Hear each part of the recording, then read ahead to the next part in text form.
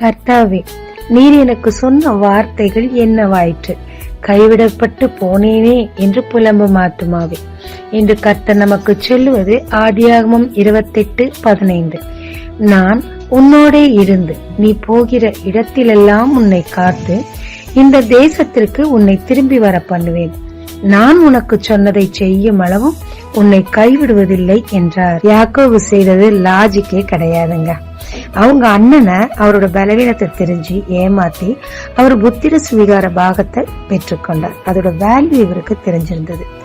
ஆனாலும் கர்த்தர் இவரை ஆசீர்வதிப்பேன் என்றார். எப்படி?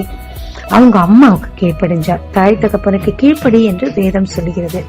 மிகப்பெரிய ரிஸ்க், மாட்டின சபிக்கப்படுவோன்னு அவருக்கு தெரியும், அம்மாட்டையும் சொல்றாரு. ஆனாலும் அம்மாவுக்கு கர்த்தர் சொன்ன ப்ராமிஸ்க்கு அவங்க கீழ்ப்படிஞ்சாங்க. இவரு தன் தாய்க்கு ரிஸ்க் எடுத்து கீழ்ப்படிஞ்சார். ஆனா ஏசாவோ தாய் தகப்பனுக்கு மிகவும் துக்கத்தை கொடுப்பவராக இருந்தார். இவர் கீழ்ப்படிஞ்சது நிமித்தமாக அதிக பிரச்சனைகளையும் அனுபவித்தார், தவறுக்குரிய தண்டனைகளையும் அனுபவித்தார்.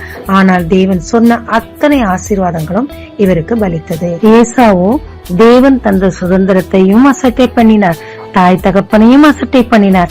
எனவே தேவனும் அவரை அசட்டை பண்ணினார். யாக்கோபு தேவனையும் கனம் பண்ணினார், தாய் தகப்பனை கனம் பண்ணினார்.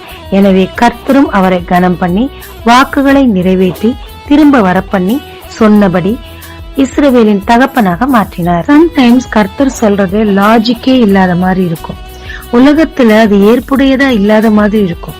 ஆனா அத கர்த்தர் தான் சொல்றாரான்னு ரொம்ப ஆழமா நம்ம செக் பண்ணி பார்த்துட்டு கஷ்டமான காரியமா இருந்தாலும் அப்படியே செய்வோமானா அதுக்காக சில ரிஸ்க் எல்லாம் நம்ம அனுபவிக்க வேண்டியதா இருக்கும். ஆனா அத கர்த்தர் சொல்லி நாம் செய்கிறபடியினாலே தேவன் அதற்கு நமக்கு போதிய உத்தரவாதத்தை தருவாருங்க. நம்மை திரும்பவுமா நம் இடத்துல நிலைக்க பண்ணுவார். நமக்கு என்னெல்லாம் வாக்கு கொடுத்தாரோ அத்தனையும் நிறைவேற்றுவார். அதுவரை அவர் நம்மை கைவிட மாட்டாருங்க. ஜெபிக்கலாமாங்க. தேவரே, எவ்வளவு கடினமான காரியமா இருந்தாலும் நீர் சொன்னதை செய்ய எனக்கு கிருபை தாரும்.